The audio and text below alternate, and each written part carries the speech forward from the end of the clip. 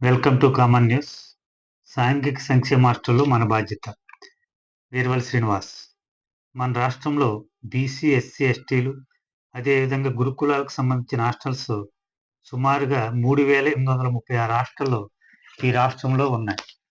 వాటిలో సాంఘిక సంక్షేమ వసతి గృహాలు 1051, గిరిజన సంక్షేమ వసతి గృహాలు 550, బీసీ సంక్షేమ హాస్టల్లో 1156, మైనార్టీ సంక్షేమ హాస్టల్లో 16, సాంఘిక సంక్షేమ గురుకులాలు 190, గిరిజన గురుకులాలు 199, బీసీ గురుకులాలు 116, ఆంధ్రప్రదేశ్ రెసిడెన్షియల్ స్కూల్స్ 61, కస్తూర్బా గాంధీ బాలికా విద్యాలయాలు 497, మొత్తం 3,836 హాస్టళ్లు. ఈ హాస్టల్లో సుమారుగా 6,34,491 మంది ఎవరైతే బీసీ, ఎస్సీ, ఎస్టీలు అదేవిధంగా ఈడబ్ల్యూఎస్ సంబంధించిన విద్యార్థులు ఈ హాస్టల్స్లో వసతి పొందుతున్నారు. వీరికి ప్రతి సంవత్సరం విద్యా సంవత్సరం ప్రారంభంలోనే వీరికి ఒక దుప్పటి, ఒక కార్పెట్, 2 టవళ్ళు, ప్లేటు, గ్లాసు, బౌలు, ట్రంక్ పెట్టివ్వాలి. కానీ 5 నెలలు గడిచినప్పటికి ఇప్పటికి కూడా వీరికి ఇవి ఇవ్వనందువల్ల వీరు చాలా ఇబ్బందులకు గురవుతున్నారు. ఒక పక్క చలి తీవ్రత ఎక్కువవుతుంది. అయినప్పటికి కూడా వీరికి దుప్పటి, కార్పెట్ వంటి సదుపాయాలు కల్పించకపోవడంతో ఈ విద్యార్థులు ఎవరైతే ఈ హాస్టల్స్‌లో ఉండి చదువుకుంటున్నారో ఈ విద్యార్థులు తీవ్ర మానసిక సంక్షోభానికి గురవుతున్నటువంటి పరిస్థితి మనందరం చూస్తున్నాం. అదేవిధంగా ఈ డైట్ విద్యార్థులకు రోజుకు రూ. 46 డైట్ ఛార్జీల కింద ఇస్తారు. ఇవి కూడా గడిచిన 3 నెలల నుంచి ఈ విద్యార్థులకు రాకపోవటం వల్ల హాస్టల్ వార్డెన్లు కూడా తీవ్ర ఇబ్బందులకు గురవుతూ అక్కడ ఇక్కడ అప్పు తెచ్చి, అరువు తెచ్చి ఈ విద్యార్థులకు మెస్ ఏర్పాటు చేయటం జరుగుతుంది. కనుక ఈ సమాజంలో ఉన్నటువంటి ఎవరైతే మేధావులు ఉన్నారో అదేవిధంగా ప్రజా సంఘాల వారు, స్వచ్ఛంద సంస్థల వారు కూడా వీటిపై దృష్టి సారించవలసిన అవసరం ఉంది.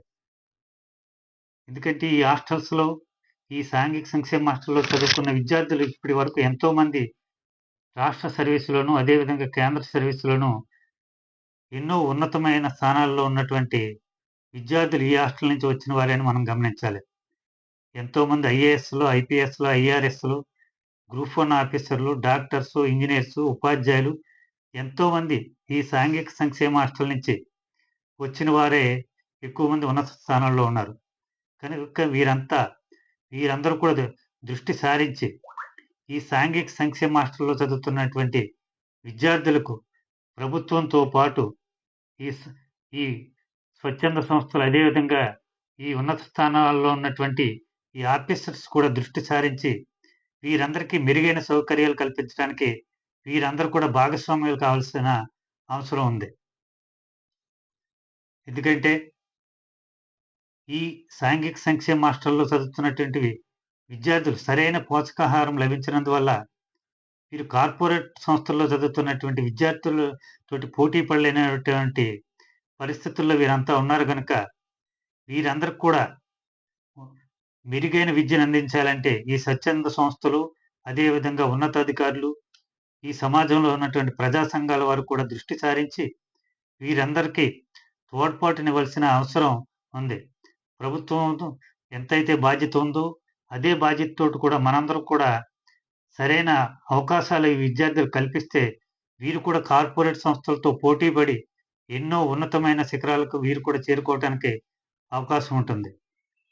ఈ రాష్ట్రంలో గాని, ఈ దేశంలో గాని ఇటువంటి సాంఘిక సంక్షేమ సంస్థల్లో చదువుతున్నటువంటి విద్యార్థులు ఎంతోమంది ఈరోజు ఉన్నత శిఖరాల్లో ఉండి ఎంతోమందికి వారి తోచినటువంటి సహాయంతోటికి కొంతమంది విద్యార్థులను అడాప్ట్ చేసుకుని ఎంతోమంది ఆఫీసర్స్ వారందరికీ చేయూతనివ్వటం జరుగుతుంది. అందువలన మనమంతా కూడా వీరందరి మీద దృష్టి సారించి మెరుగైన విద్యా అవకాశాలు వీరికి అందించటానికి మన వంతు బాధ్యతగా కూడా ఈ సాంఘిక సంక్షేమ హాస్టళ్ల అభివృద్ధికి మనం కూడా కృషి చేయవలసిన అవసరం ఉందని మనందరం భావించాలి. సోదరులారా, ఈ కామన్ న్యూస్ ఛానల్‌ను ఎవరైతే సబ్స్క్రైబ్ చేయలేదో వారందరూ కూడా సబ్స్క్రైబ్ చేయవలసిందిగా కోరుతున్నాం. ఎందుకంటే ఈ సామాజికమైనటువంటి సమాచారాన్ని మీ అందరి దృష్టికి తీసుకురావటానికి మీరంతా కూడా సబ్స్క్రైబ్ చేసుకుంటే మీకు కూడా ఈ సమాచారం వస్తుందని తెలియజేస్తున్నాను.